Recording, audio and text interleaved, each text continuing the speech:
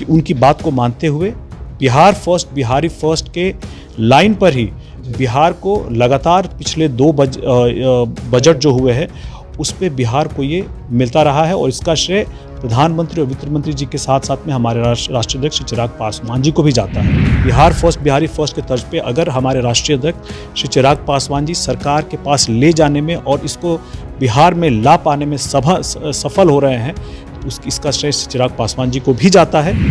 ठीक है, नौकरी बिहार के जब नौजवानों को नौकरी देनी होती है तो उसके बदले ज़मीन लेते हैं। इससे पहले उनके परिवार के ही लोग थे सरकार में, उन्होंने बिहारियों को किस तरह से लूटा, बिहार को किस तरह से लूटा। कि तेजस्वी यादव जी को आदत है कि जब उनके पास जंगल राज को रीपैकेज करके लाने का मौका आया था तो उन्होंने किया ही, इस वक्त नौकरी के बदले ज़मीन ली थी ही। इसीलिए ज़रूरी ये है आज के दिन में बिहारियों के लिए कि बिहार को आगे बढ़ने के लिए जो स्पेशल अटेंशन मिलना चाहिए, जो स्पेशल पैकेज मिलना चाहिए वो मिल रहा है। और चूंकि इनके सरकार के रहते हुए ये लोग नहीं कर पाए थे तो इनके पेट में दर्द होगा। नमस्कार, न्यूज़ फॉर्नेशन देख रहे हैं आप, मैं हूं आपके साथ धीरज सिंह। केंद्रीय बजट साल 2025-26 का लोकसभा में पेश हो गया। हमारे साथ है लोजपा रामविलास के सांसद अरुण भारती जी। सर, कल जो बजट लोकसभा में पेश हुआ कैसे देखते हैं? बिहार की चर्चा इस बजट में काफ़ी तेज हो रही है, क्या कहेंगे? चलिए थोड़ा सा भूतकाल में चलते हैं जी। आप याद कीजिए कि 90-91 में बिहार का पर कैपिटा इनकम भारत के बनस्पत कितना था? 42% था। इसके बाद आती है राजद की सरकार और राजद की सरकार जब तक थी इस पर प्रति व्यक्ति आय को बिहार में पूरे भारत के बनस्पत घटा करके ले जाती है 25% पे। इसका मतलब ये है कि सिर्फ व्यवसायियों का, सिर्फ प्रोफेशनल्स का और बिहारियों का ही बिहार से पलायन नहीं हुआ, पूंजी का पलायन हुआ, कैपिटल का पलायन हुआ। इस कारण से हम बिहार के विकसित होने के जो अलग अलग मानक थे उस पर पिछड़ गए। एनडीए की सरकार आने के बाद लगातार प्रयास हुए हैं कि किस तरह से बिहार भी हर मानक पर आगे बढ़ सके। इन्हीं सब चीज़ों को लेकर के जो हमारे राष्ट्रीय अध्यक्ष चिराग पासवान जी का जो विजन है बिहार फर्स्ट बिहारी फर्स्ट का, केंद्रीय मंत्री बनने के बाद, उससे पहले तो लगातार वो जनता के बीच में उसको उठाते रहे हैं, केंद्रीय मंत्री बनने के बाद लगातार सरकार में इसको उठाते रहे हैं और कैबिनेट में भी उठाते रहे हैं कि बिहार को अगर विकसित राज्य बनाना है तो इन चीज़ों पर हमें एक्स्ट्रा ध्यान देना पड़ेगा और बिहार को ये चीज़ें मिलनी चाहिए। बिहार को आज के दिन में हर मानक पर आगे बढ़ने के लिए एक अलग से इम्पेटस चाहिए, फाइनेंशियल हेल्प चाहिए, सपोर्ट चाहिए और फाइनेंशियल पैकेज चाहिए। इसी कारण से उनकी बात को मानते हुए वित्त मंत्री जी ने, प्रधानमंत्री जी ने, जिनका मैं बहुत धन्यवाद देना चाहूँगा, अपना आभार प्रकट करना चाहूँगा बिहारियों की तरफ से, कि उनकी बात को मानते हुए बिहार फर्स्ट बिहारी फर्स्ट के लाइन पर ही बिहार को लगातार पिछले 2 बजट जो हुए हैं उस पे बिहार को ये मिलता रहा है और इसका श्रेय प्रधानमंत्री और वित्त मंत्री जी के साथ साथ में हमारे राष्ट्रीय अध्यक्ष श्री चिराग पासवान जी को भी जाता है। देखिए इस बजट में जिस तरह से इंफ्रास्ट्रक्चर को, जैसे पिछले बजट में था, आगे बढ़ाने के लिए पटना में एक संस्था जो चाहिए निफ्टम का, अभी तक पूरे भारत में 2 थे, एक और की मांग हो रही थी जो बिहार को मिलने का काम हुआ है। सिविल एविएशन में, हवाई यात्रा में भी पटना का जो एयरपोर्ट है उसका विस्तार होगा। जो ब्राउन फील्ड एयरपोर्ट है बक्सर का, उसका भी विस्तार होगा। जो बगल में ड्राई पोर्ट है, अब वहाँ से कार्गो प्लेन उतरेंगे और आपको वहाँ से व्यापार बढ़ता हुआ दिखेगा। चाहे वेस्टर्न ये कोसी का जो इरिगेशन प्रोग्राम है, परियोजना है, उसमें भी अब विस्तार होगा, तो कृषि क्षेत्र में भी इसका फ़ायदा होगा। पूरा का पूरा जो मखाना जो बिहार से बाहर जाता है, पूरे देश में जाता है, बाहर भी जाता है, अभी तक ये ऑर्गेनाइज सेक्टर में नहीं है। एक बोर्ड के द्वारा, मखाना बोर्ड के द्वारा इस पूरे सेक्टर को ऑर्गेनाइज किया जा रहा है, जिससे किसानों को फ़ायदा होगा, उपभोक्ताओं को फ़ायदा होगा, मार्केटिंग में फ़ायदा होगा और हम इसका बेहतर तरीके से एक क्वालिटी के साथ एक्सपोर्ट कर पाएंगे।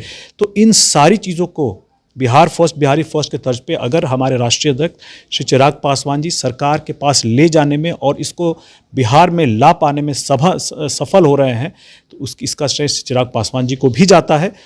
एक विकसित राज्य बनाने का जो लक्ष्य है, जो भाई आपका पीछे रह गया है, उस पर एक्स्ट्रा ध्यान दे करके, उसको एक्स्ट्रा सपोर्ट दे करके अगर आप आगे ला रहे हैं तो इस बात का स्वागत होना चाहिए। आप कह रहे हैं कि बिहार के विकास के लिए एनडीए सरकार प्रतिबद्ध है, लेकिन कांग्रेस की ओर से कहा जा रहा है कि चूंकि इस साल बिहार में चुनाव होना है और जेडीयू की जो 12 सांसद है उनके बदौलत केवल बजट में बिहार की चर्चा हो रही है।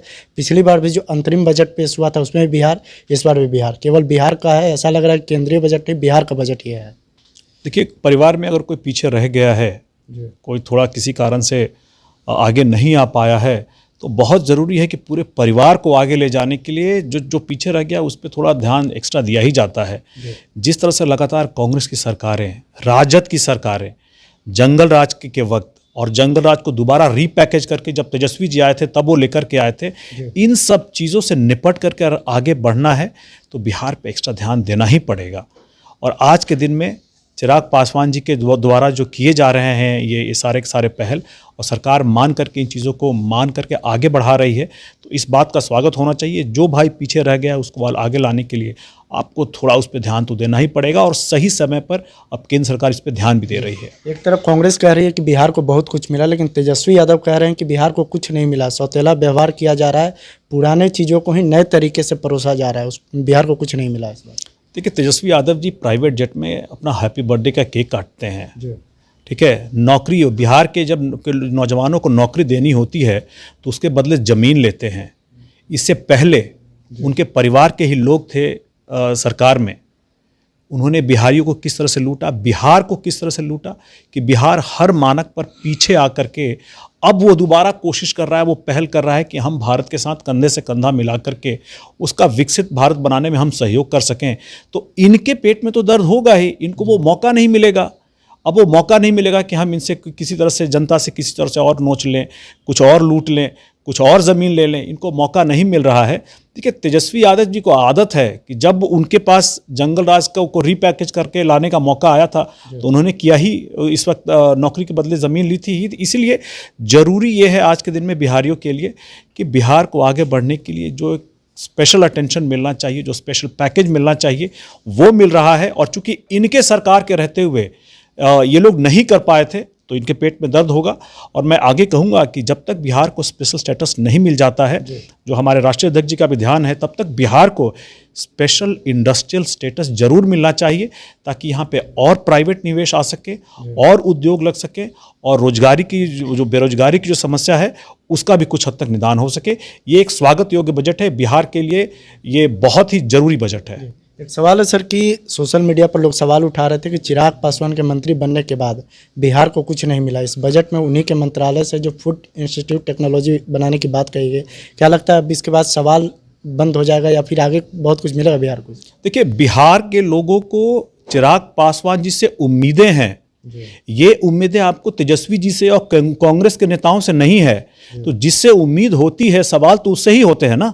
देखिए, पिछली बार भी आपको मैं याद दिला दूं, चिराग पासवान जी ने जिस तरह से मेहनत किया था और जिस तरह से बजट में आवंटन मिला, इसके बाद आप देख लीजिए जब से वो केंद्रीय मंत्री बने हैं, लगातार बिहार को लेकर के उनका अलग अलग सरकार में पहल रहा है हर जगह। आप दिसंबर महीने में देख लीजिए जिस तरह से उन्होंने एक इन्वेस्टर समिट किया था वर्ल्ड फूड को लेकर के, और वहाँ पे लगभग 14 LOI साइन हुए, 2181 करोड़ का निवेश आने का कमिटमेंट हुआ। इससे लगभग 4000 से ज़्यादा रोजगार बिहार में बनेंगे। इसके बाद बिहार को लेकर के लगातार केंद्रीय मंत्रिमंडल में उन्होंने आवाज़ उठाया है कि कैसे हम इसको विकसित बिहार बनाने में हम क्या सहयोग कर सकते हैं, जिसको लेकर के मखाना बोर्ड को, जो से फूड प्रोसेसिंग के तहत ही आता है, स्थापित करने की बात हुई। निफ्टेम पूरे देश में सिर्फ 2 ही है, तीसरी की जब जरूरत हुई तो बिहार में ही लग रहा है। तो बिहारियों के लिए लगातार जिस तरह से चिंतित रहे हैं और जो लोग भी सवाल उठाते रहे हैं, उनके लिए भी एक ये है कि एक मार्ग है कि भाई हमारे पास एक बिहार को आगे ले जाने का एक रोड मैप है, हम उस पे काम कर रहे हैं। आप सवाल करते रहिए और हमसे उम्मीद रखिए, हम आपको एक बेहतर विकसित बिहार बना करके देंगे। इस पे आप हम लोग को बिल्कुल काउंट कर सकते हैं। चलिए, बहुत बहुत धन्यवाद। यह लोजपा सांसद अरुण भारती। दिल्ली से न्यूज़ फॉर नेशन के लिए मैं धीरज सिंह।